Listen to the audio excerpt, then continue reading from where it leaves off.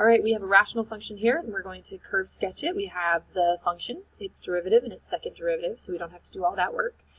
So basically what we have to do is we have to go through each of these things, fill it out, and then we can sketch the curve. So the first thing is domain restrictions. Where is this function undefined? Well, remember that our domain is restricted anywhere where we do something illegal in math. And the two things that are illegal is dividing by 0 and taking the square root of a negative number. So our domain for this one is going to be undefined anywhere where we take the square root of a negative number or when we divide by 0.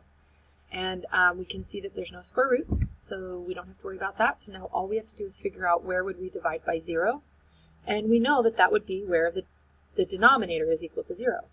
So, every time I touch this, it's like going, okay, oh, that's why. That's why. All right, there we go.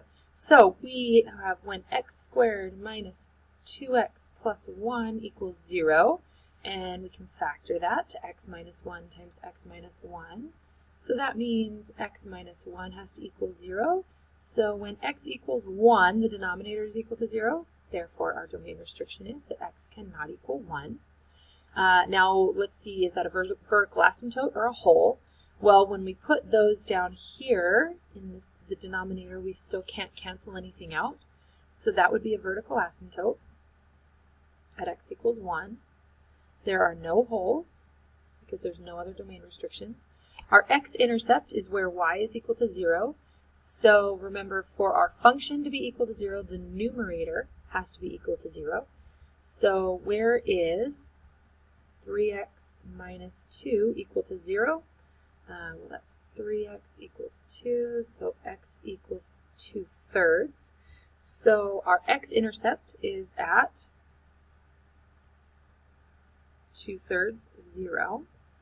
Our y-intercept is when x equals 0. So when x equals 0, we have negative 2 on top and 1 on bottom, so that's negative 2. So our x-intercept, or our y-intercept is negative 2, 0, negative 2. Our end behavior is the limit. The limit as x approaches negative infinity, or the limit as x approaches infinity of the function. We should put f of x in there, but I don't quite have room, so I'm just going to leave it. Okay, so since on the top we have 3x and on the bottom we have x squared, that behaves basically like 1 over x, right, because it'll simplify out and the bottom is bigger. So what happens when I put a hugely negative number in here? If I put a huge number, it goes to 0.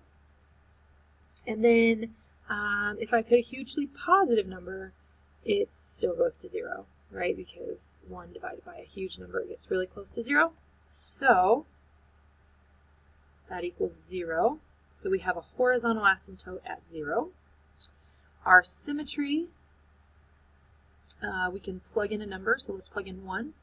Actually, we can't plug in 1 because it's not defined there, so let's plug in 2. So 3 times 2 is 6, minus 2 is, let's see, 3 times 2 is 6, minus 2 is 4. So when I plug in 1, I get 4 over, oh not 1, I'm plugging in 2. When I plug in 2, I get 4 over 4 minus 4 plus 1. So it's 4 over 4, and x equals negative 2. I'm going to get negative 6 minus 2 is negative 8. And then 4 plus 4 is 8 and 9. Okay. Do you see when I plug in 2, I get out 4. When I plug in negative 2, I get out negative 8/9. So it definitely has no symmetry. So all of this blue stuff is our pre-calc stuff. This is stuff from a couple chapters ago. Now we're going to do our calculus. So we got to find the relative min and the relative max of our function. So first we got to find our critical numbers. And our critical numbers are anywhere that f prime is undefined or equal to 0. And luckily we already have f prime right here. So let's go ahead and get all of this out of the way, and let's look at that. Okay, so f prime of x is equal to 0 when negative 3x plus 1 equals 0, right? Because a function is equal to 0 when its numerator is equal to 0. So I have negative 3x equals negative 1, and I have x equals 1/3. Okay, and f prime of x is undefined when x minus 1 cubed equals 0. So I cube both sides, and I have, or take the cube root of both sides, excuse me, x minus 1 equals 0. And so when x equals 1, so those are our two critical numbers, except there's domain restriction. So x equals 1 is not a critical number because it's not in the domain, right? It can't be a critical number because it doesn't even exist on the graph to begin with. Okay, so our only critical number is 1/3. Yeah, our only critical number is 1/3. And yeah, okay, I was just making sure. I'm like, I didn't forget to take the square root. Sometimes I forget the plus or minuses. Okay, so our only critical number is 1/3, so then we plug that back in and figure out what the actual point is, what our actual point. And so when we plug 1/3 into our original function, because we're trying to find the point on the original function, it is, we come out with, you know, I was just going to skip that, but I think I'm going to show you. Okay, so 1/3 gives us 1 minus 2 over 1/9 minus 2/3 plus 1. So we have negative 1 over 1/9 minus 6/9, which is negative 5/9 plus 9/9, which is 4/9, which is really negative 9/4, because 1 over 4/9, we keep change flip. I know it's terrible, but it's a terrible analogy, but anyway, negative 9/4 is our point. So our relative max or relative min, now we have to decide, is that a relative max or relative min?